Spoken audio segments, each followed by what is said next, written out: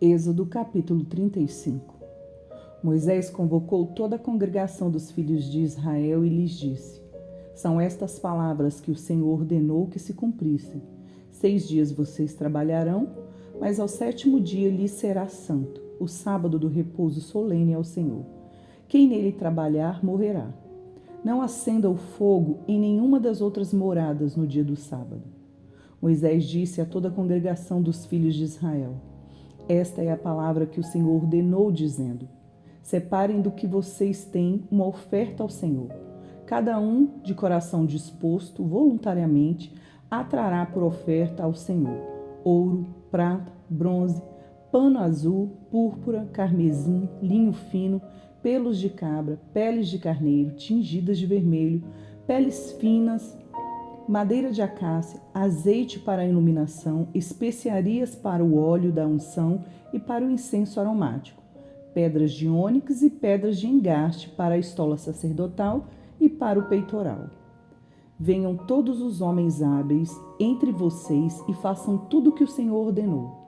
O tabernáculo com a sua tenda e a sua cobertura, os seus ganchos, as suas tábuas, as suas vigas superiores, as suas colunas e as suas bases, a arca e os seus cabos propiciatório e o véu do cortinado, a mesa e os seus cabos, todos os seus utensílios e os pães da propiciação, o candelabro da iluminação, os seus utensílios e as suas lâmpadas e o azeite para a iluminação, o altar do incenso e os seus cabos, o óleo da unção, o incenso aromático e do cortinado da porta à entrada do tabernáculo, o altar do holocausto e a sua grelha de bronze, os seus cabos e todos os seus utensílios, a bacia e o seu suporte, as cortinas do átrio, as suas colunas, as suas bases e o cortinado da porta do átrio, as estacas do tabernáculo, as estacas do átrio e as suas cordas, as vestes do ministério para ministrar no santuário, as vestes santas do sacerdote Arão e as vestes de seus filhos para oficiarem como sacerdote. Então, toda a congregação dos filhos de Israel saiu da presença de Moisés.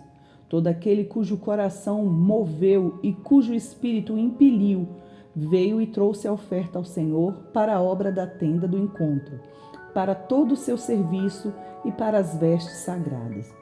Vieram homens e mulheres, todos dispostos de coração. Trouxeram fivelas, pendentes, anéis, braceletes, todos os objetos de ouro. Todo homem fazia oferta de ouro ao Senhor. E todos os que tinham pano azul, púrpura, carmesim, linho fino, pelos de cabra, peles de carneiro tingidas de vermelho e peles de animais marinhos, trouxeram isso também. Todo aquele que fazia oferta de prata ou de bronze trazia isso como oferta ao Senhor. E todo aquele que possuía madeira de acácia para toda a obra do serviço a trazia também. Todas as mulheres hábeis traziam o que por suas próprias mãos tinham fiado, pano azul, púrpura, carmesim e linho fino. E todas as mulheres cujo coração as moveu em habilidade fiavam os pelos de cabra. Os chefes traziam pedras de ônix, pedras de engaste para a estola sacerdotal, para a peitoral, as especiarias e o azeite para a iluminação, para o óleo da unção e para o incenso aromático. Os filhos de Israel trouxeram oferta voluntária ao Senhor, a saber, todo homem e mulher cujo coração os dispôs para trazerem uma oferta para toda a obra que o Senhor havia ordenado que se fizesse por meio de Moisés. Moisés disse aos filhos de Israel: Eis que o Senhor chamou por nome Bezalel, filho de Uri, filho de Ur, da tribo de Judá, e o Espírito de Deus o encheu de habilidade, inteligência e conhecimento em todo o artifício, para elaborar desenhos e trabalhos de ouro, em prata, em bronze, para lapidação de pedras de engaste, para entalho de madeira e para todo tipo de trabalho artesanal. Também lhe dispôs o coração para ensinar os outros, tanto ele como a Oliabe, filho de Aizamaque, da tribo de Dan. Encheu-os de habilidade para fazer toda a obra de mestre, até a mais engenhosa, e a do bordador em pano azul, em púrpura, em carmesim e em linho fino, e a do tecelão, sim, todo tipo de trabalho, e a elaborar desenhos. Êxodo capítulo 36. Assim, trabalharam Bezalel, Aholiabe e todos os homens hábeis a quem o Senhor tinha dado habilidade e inteligência para saberem fazer toda a obra para o serviço do santuário, segundo tudo o que o Senhor havia ordenado. Moisés chamou Bezalel, Aholiabe e todos os homens hábeis em cujo coração o Senhor tinha posto sabedoria, isto é, todos os homens cujo coração os impeliu a vir e fazer a obra. Estes receberam de Moisés todas as ofertas que os filhos de Israel haviam trazido para a obra do serviço do santuário, para fazê-la. E ainda cada manhã o povo trazia a Moisés ofertas voluntárias. Então, todos os homens sábios que se ocupavam em toda a obra do santuário deixaram o que faziam e vieram e disseram a Moisés: o povo traz muito mais do que é necessário para o serviço da obra que o Senhor ordenou que fizesse. Então Moisés ordenou e a ordem foi proclamada no arraial: nenhum homem ou mulher faça mais obra alguma para a oferta do santuário. Assim, o povo foi proibido de trazer mais, porque o material que tinham era o suficiente para toda a obra que se devia fazer e ainda sobrava. Assim, todos os homens hábeis, entre os que faziam a obra, fizeram no tabernáculo com 10 cortinas de linho fino retorcido, pano azul, púrpura, carmesim com querubins. De obra de artista as fizeram. O comprimento de cada cortina era de 12 metros e meio e a largura era de 1,80 m. Todas as cortinas tinham a mesma medida. 5 cortinas eram ligadas umas às outras, e as outras 5 também eram ligadas umas às outras. Fizeram laçadas de pano azul na borda da cortina que estava na extremidade do primeiro agrupamento, e fizeram o mesmo com a borda da cortina que estava na extremidade do segundo agrupamento. Fizeram 50 laçadas numa cortina e 50 laçadas na outra cortina na extremidade do segundo agrupamento. As laçadas eram contrapostas uma à outra. Fizeram 50 colchetes de ouro, com os quais prenderam as cortinas, uma à outra, e o tabernáculo passou a ser um todo. Fizeram também de pelos de cabra cortinas para servirem de tenda sobre o tabernáculo. Fizeram 11 cortinas. O comprimento de cada cortina era de 13,30 m, e a largura era de 1,80 m. As 11 cortinas tinham a mesma medida. Juntaram 5 cortinas entre si e, de igual modo, as 6 restantes.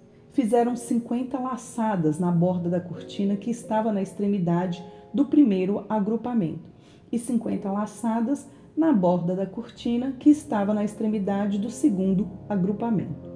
Fizeram também 50 colchetes de bronze para juntar a tenda, para que viesse ser um todo. Fizeram também de peles de carneiro tingidas de vermelho uma cobertura para a tenda e outra cobertura de peles finas. Fizeram também de madeira de acácia as tábuas para o tabernáculo, as quais eram colocadas verticalmente.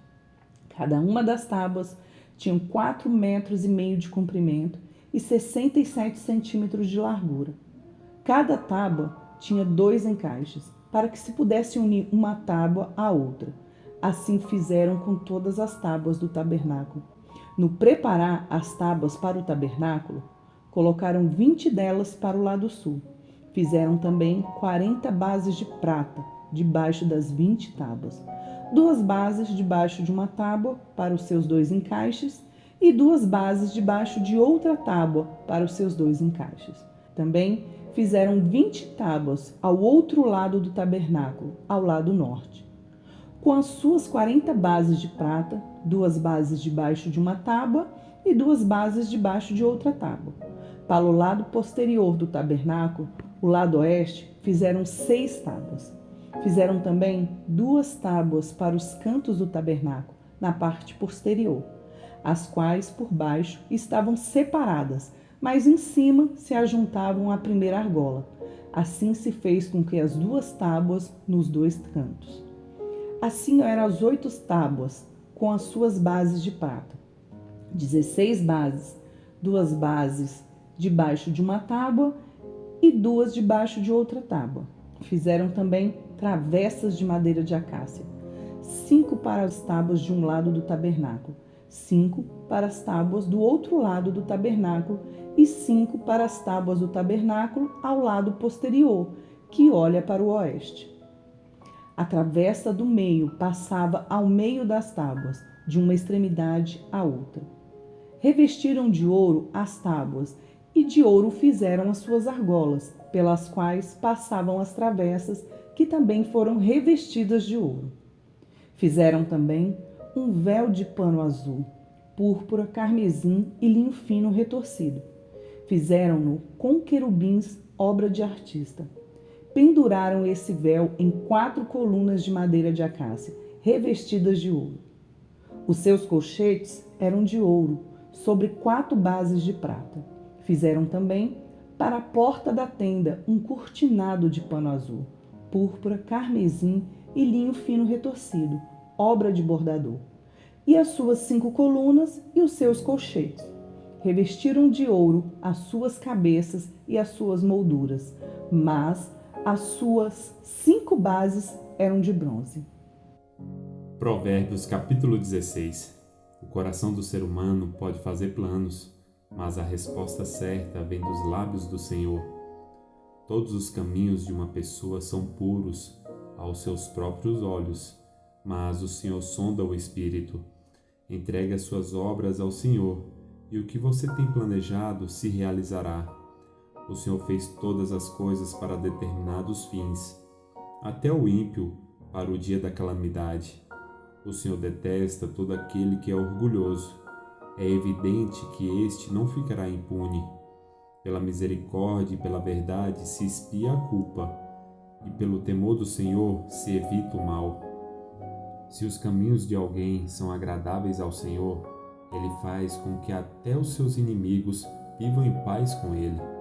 Melhor é pouco, havendo justiça, do que grandes rendimentos com injustiça.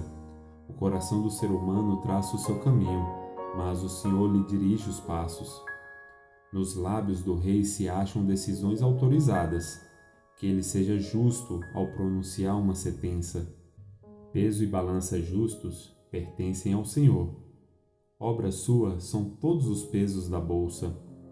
Os reis detestam a prática da maldade, porque o trono se estabelece pela justiça. Os lábios justos são os contentamento do rei, e ele ama o que fala coisas retas. O furor do rei é como um mensageiro da morte, mas o homem sábio consegue acalmá-lo. O semblante alegre do rei significa vida, e a sua bondade é como chuva fora de época. Quanto melhor é adquirir a sabedoria do que o ouro, e mais excelente é adquirir o entendimento do que a prata. O caminho dos retos é desviar-se do mal. Quem guarda o seu caminho preserva a sua vida. Antes da ruína vem a soberba, e o espírito orgulhoso precede a queda. Melhor é ser humilde de espírito com os humildes, do que repartir o despojo com os orgulhosos. Quem atenta para o ensino acha o bem, e o que confia no Senhor, esse é feliz. O sábio de coração é chamado prudente, e a doçura no falar aumenta o saber. O bom senso, para aqueles que o possuem, é fonte de vida, mas a tolice é a punição dos insensatos. O coração do sábio é mestre de sua boca e aumenta a persuasão dos seus lábios. Palavras agradáveis são como favo de mel, doces para a alma e remédio para o corpo. Há caminho que parece direito ao ser humano, mas o fim dele é caminho de morte. A fome do trabalhador o faz trabalhar, porque a sua boca o incita a isso. O desprezível cava o mal, e nos seus lábios há como que fogo ardente.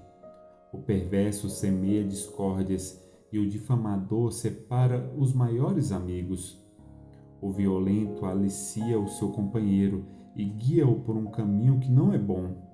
Quem pisca os olhos imagina o mal, quem morde os lábios o executa. Os cabelos brancos são uma coroa de honra que é encontrada no caminho da justiça. É melhor ter paciência do que ser herói de guerra. O que domina o seu espírito é melhor do que o que conquista uma cidade. Para fazer um sorteio são lançados os dados, mas toda decisão procede do Senhor. Mateus, capítulo 6, dos versos 19 ao 34. Não acumulem tesouros sobre a terra, onde as traças e a ferrugem corrói, e onde ladrões escavam e roubam. Mas ajuntem tesouros no céu, onde as traças e a ferrugem não corrói, e onde ladrões não escavam nem roubam. Porque onde estiver o seu tesouro, aí estará também o seu coração. Os olhos são a lâmpada do corpo. Se os seus olhos forem bons, todo o seu corpo será cheio de luz. Se, porém, os seus olhos forem maus, todo o seu corpo estará em trevas. Portanto, se a luz que existe em você são trevas, que grandes trevas serão. Ninguém pode servir a dois senhores, porque ou irá odiar um e amar o outro, ou irá se dedicar a um e desprezar o outro. Vocês não podem servir a Deus e às riquezas. Por isso, digo a vocês, não se preocupem com a sua vida, quanto ao que irão comer ou beber, nem com o corpo, quanto ao que irão vestir. Não é a vida mais do que o alimento e não é o corpo mais do que as roupas? Observem as aves do céu, que não semeiam, não colhem, nem ajuntam em celeiros. No entanto, o Pai de vocês que está no céu as sustenta. Será que vocês não valem muito mais do que as aves? Quem de vocês, por mais que se preocupe, pode acrescentar um côvado ao curso da sua vida? E por que se preocupam com o que vão vestir? Observem como crescem os lírios do campo. Eles não trabalham nem fiam. Eu, porém, afirmo a vocês que nem Salomão, em toda a sua glória, se vestiu como qualquer deles. Ora, se Deus veste assim a erva do campo, que hoje existe e amanhã é lançada no forno, não fará muito mais por vocês, homens de pequena fé? Portanto, não se preocupem dizendo: que comeremos, que beberemos, ou com que nos vestiremos? Porque os gentios é que procuram todas essas coisas. O Pai de vocês, que está no céu, sabe que vocês precisam de todas elas. Mas busquem em primeiro lugar o reino de Deus e a sua justiça, e todas estas coisas lhes serão acrescentadas. Portanto, não se preocupem com o dia de amanhã, pois o amanhã trará os seus cuidados. Basta ao dia o seu próprio mal. Curta, Comente e compartilhe.